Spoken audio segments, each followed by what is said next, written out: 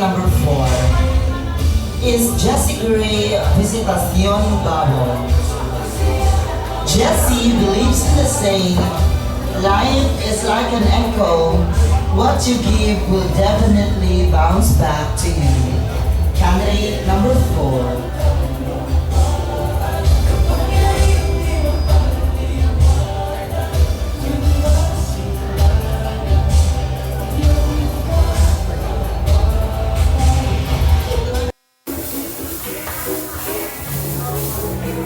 Candidate number 5 is Shaina Flores.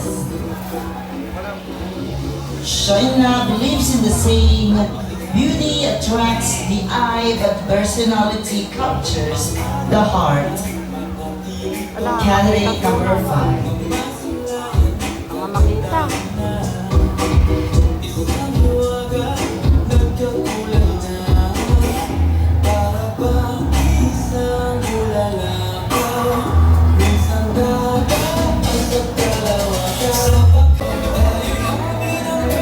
Next we have candidate number 6, Kendra Pulido. Kendra believes in the saying, time is gold. Candidate number 6.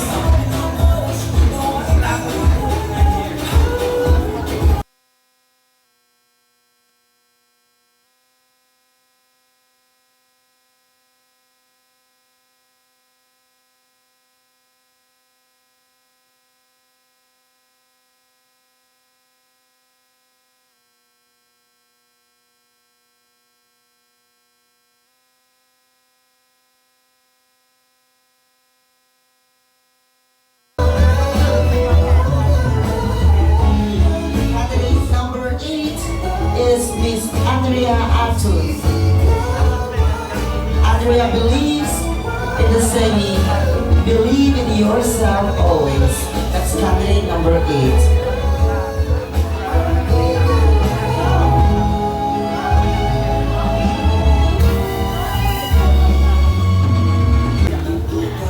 Ava believes in the saying that life is what you make it. Candidate number 9.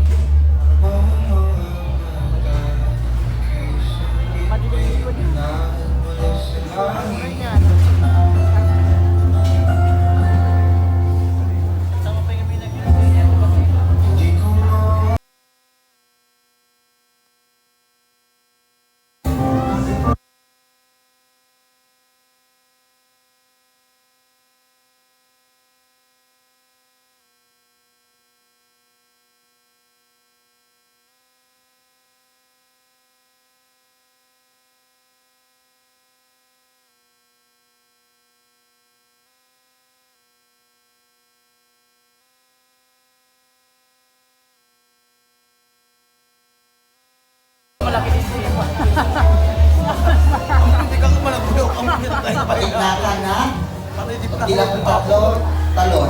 Kita, pick the word meningococcemia.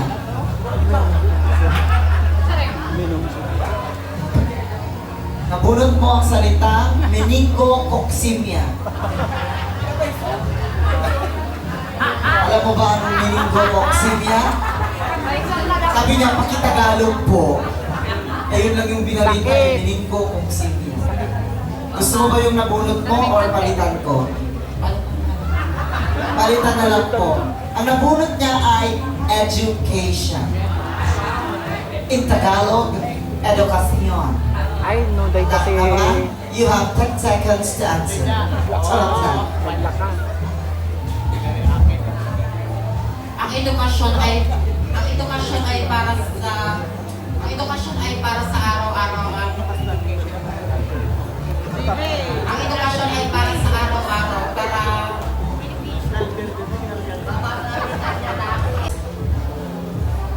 Congeniality.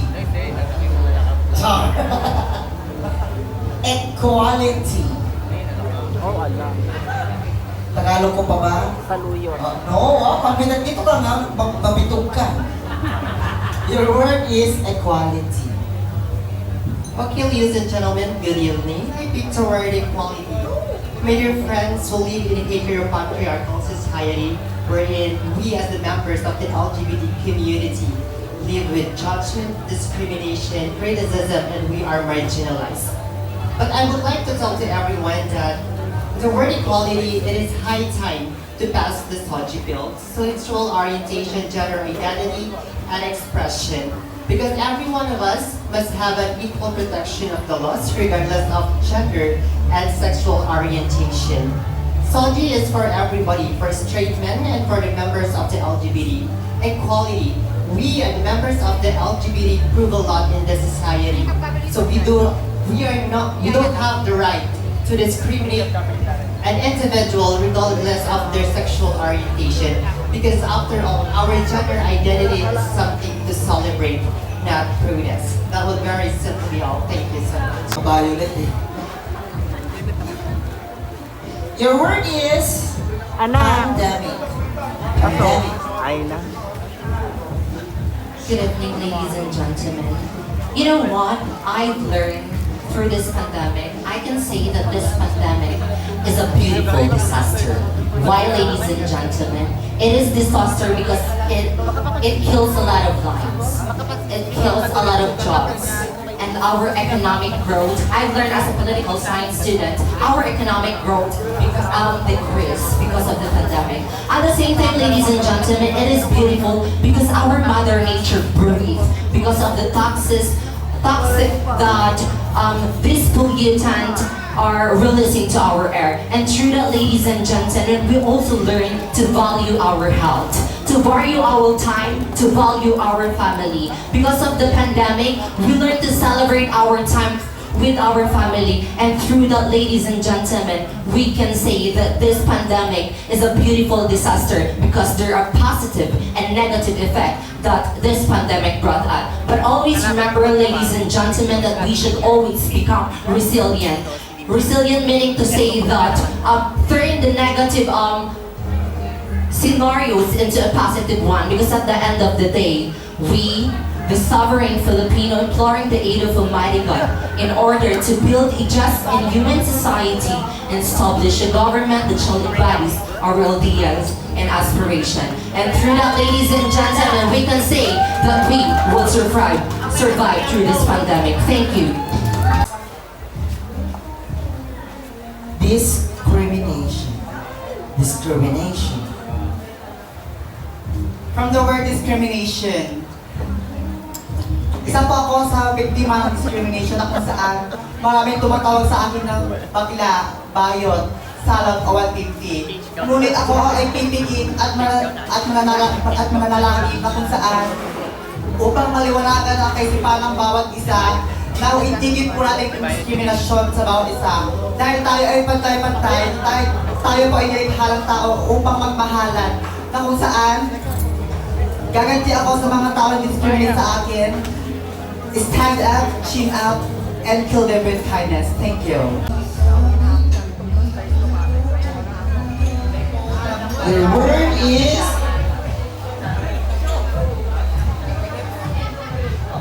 environment. Environment. Kalikasan. Okay, good evening, ladies and gentlemen. When we say environment, that is something that you see within your naked eye, especially when you have the senses. Well, for me, ladies and gentlemen, our environment is very beautiful, but it's suffering for a lot of problems because of us humans who give it to our mother nature or to our environment. Well, in there, the only cure that we have to do to our environment's problem is for us to take good care of our own actions and start it today. Because if we are not going to act today, we will never cure the problem of our mother nature. Our mother nature or our environment is suffering from a lot of problems, especially pollution, and to those kinds of disaster that we are going to encounter when it comes to having calamities. So in order for us to cure it, start it from now on. Because if we do not act today, then when? Thank you. Candidate number 8, you pick the word inclusivity. Inclusivity. Good evening, ladies and gentlemen. When we hear the word inclusivity, it comes on gender. We always fight for equality, equity, but we do not fight for inclusivity. We should start, if we want to be on equal among others gender there, we should be fight inclusivity among different culture, different genders. Thank you. Candidate number 9, your word is depression. Depression. Thank you so much for that wonderful word. To be perfectly honest, it's actually one of the hardest questions when we speak of one word because it is very hard for a person to please or to understand a specific question or a specific answer. But I picked the word depression. You know what? It is somehow related to my profession as a nurse. I am practicing my profession as a registered nurse of the Philippines. I'm actually employed at the Ilocos Training Regional Medical Center. It is actually a space for those person who is actually suffering from depression. I believe that in order for us to combat this what we call depression, it always comes from deep within ourselves on how we are going to manage our problem. The very important factor is the stress management. If you know how to balance life, the equilibrium of life, you would be able to address or be able to solve this what we call depression. I believe that there are a lot of mental disorders that Filipinos are actually suffering. But if we try to be a good citizens and be able to combat and be able to follow the protocols of the local government or whatever municipality you've got, you would be able to conquer everything in this world. Just always remember that health will always be well. Thank you. Hair so big. Totoo po yung hair niya. Okay, your word is Soji Bill. Soji Bill. I believe, ladies and gentlemen, that Soji Bill is so rampant and it's so over our environment. I believe, ladies and gentlemen, when I hear the word Soji Bill, it is not just about we members of the LGBTQ community, but it's all about the men and the women. We should always remember, ladies and gentlemen, that we should and must love each other. We should and must respect each other for us to become a better person of ourselves, or for us to be able to help our environment, not just our environment, but our whole universe. Thank you.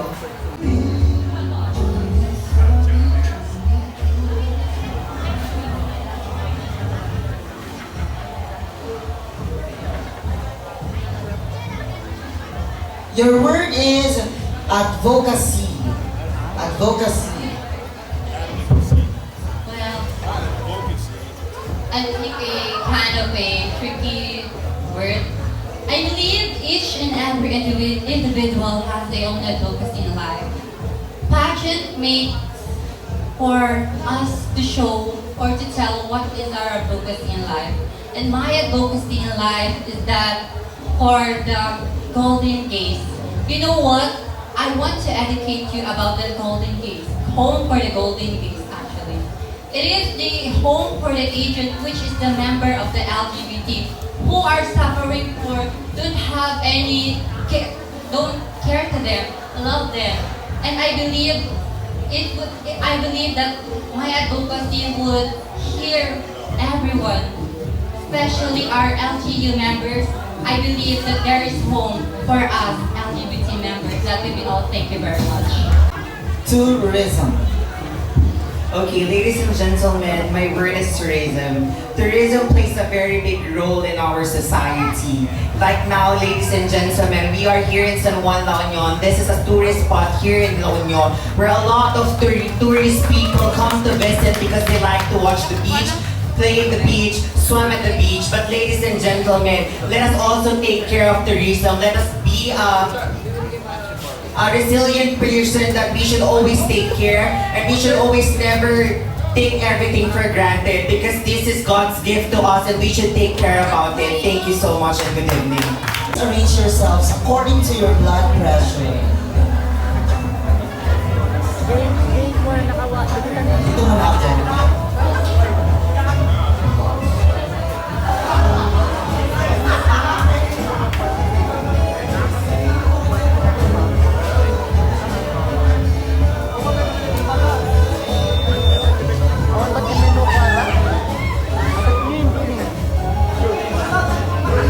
Berta! Yawat mong mandinin eh. Menu.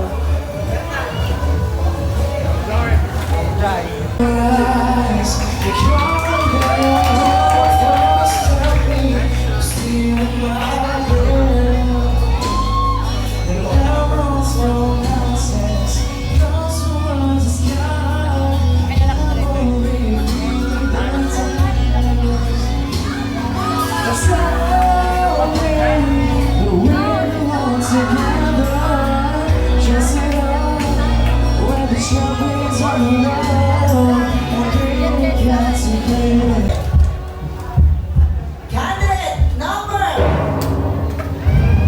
In no particular order.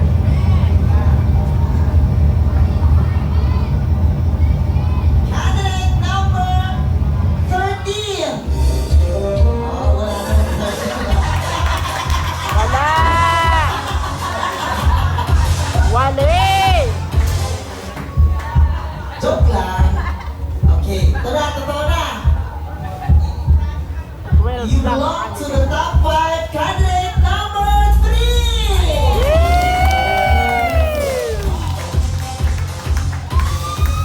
Pasok pa rin sa mga candidate number!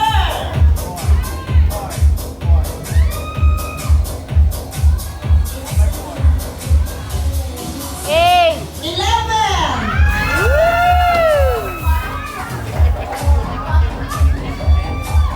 Candidate number 4!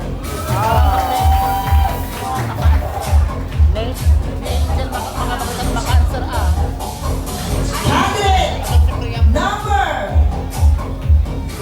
12! And candidate number 10! number 10! Sir, Candidate number 1. Here's your question. If you win tonight, what will you do to boost tourism in province?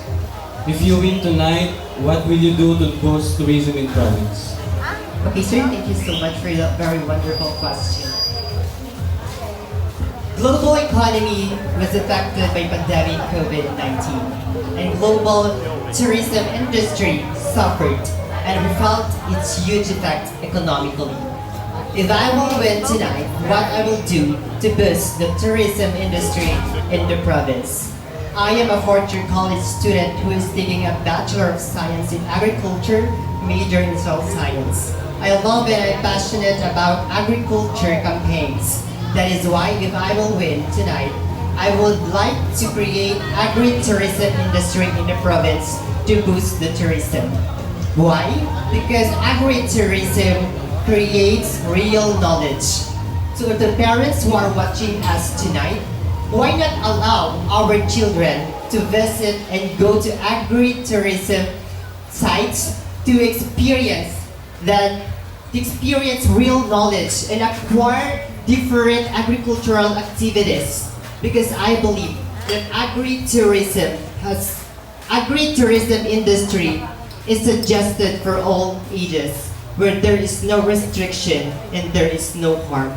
After all, agriculture is our backbone of our economy. Let us experience its importance in our daily lives and in the society.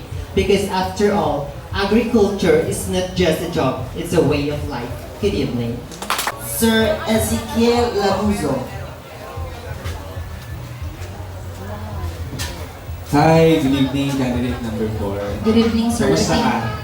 I'm so very overwhelmed. Thank you po sa pagpili sa akin ng pag-hotline. Right. So, here's a question. Since nasa tourism side tayo, tourism center ng La Union, as we know, saan na, diba? My question redounds about tourism also. So, here's a circumstantial and hypothetical question. Okay. So, assuming you time traveled and you've given the chance to meet your younger self, say, ilang taon ka na ngayon? 19, sir. 19, say 10 years old. Yung nag-time travel ka, bumalik ka, na-meet mo yung 10-year-old self mo. What particular information you could give or advice or you could tell so that you can have a healthier ecotourism and environment for your future self to enjoy? First of all, if I have given a chance to travel to meet my 10 years old self, I would tell him first that the La Union, specifically the San Juan, has a good governance. Why, ladies and gentlemen, San Juan will not be this beautiful if the government or the official in this municipality are corrupt. They are very responsible and accountable in doing or boosting this municipality. Second, ladies and gentlemen, I will tell them that I am a servant leader of the Don Maynari Marcos Memorial State University Mid-La Union Campus San Fernando La Union, specifically a secretary. Being a secretary is knowing what action you are doing towards your constituents or your colleague. Through that, ladies and gentlemen, if I inform my 10 years old self about the good governance here in San Juan and also the initiative action that we are doing, then definitely he will become or she will become proud of me, because through that I fulfill my mission and I am a law-abiding citizen. Good evening. Thank you very much. Actually, I'm so overwhelmed because I'm here in the top 5. I didn't expect it. Congratulations, Ella. Okay, so this is your question. So San Juan is known for its tourist spots. So how can you balance the environmental management to tourism aspect? Again, how can you balance environmental sustainability to tourism aspect? To be honest, ladies and gentlemen, I am a proud member of the Youth for the Youth organization, actually, and I am an auditor in that organization. Our organization, we already conducted an event such as coastal cleanups or cleanup drives. So I believe that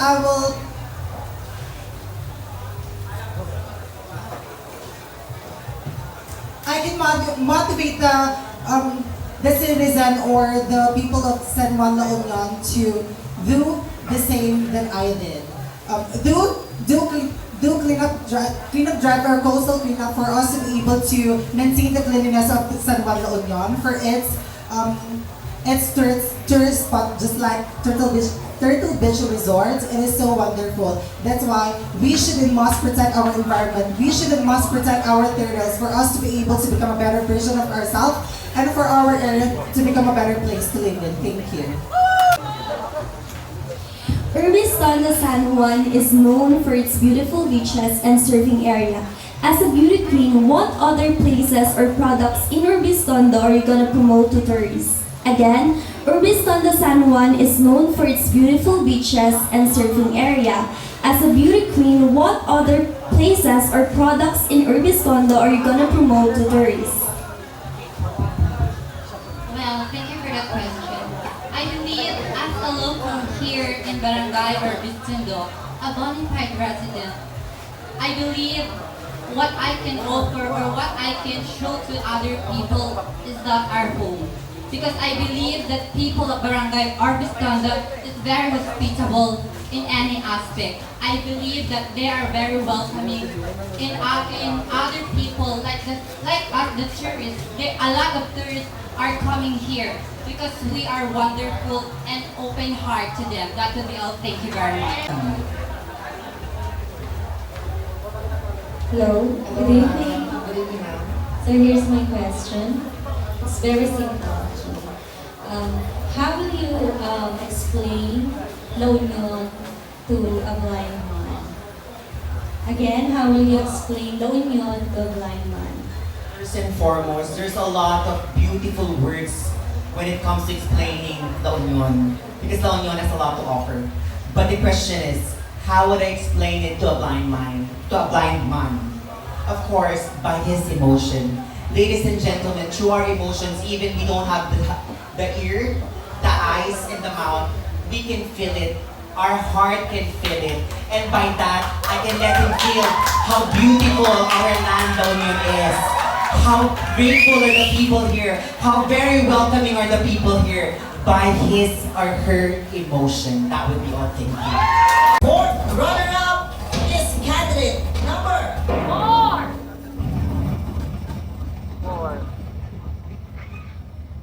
Candidate number 4.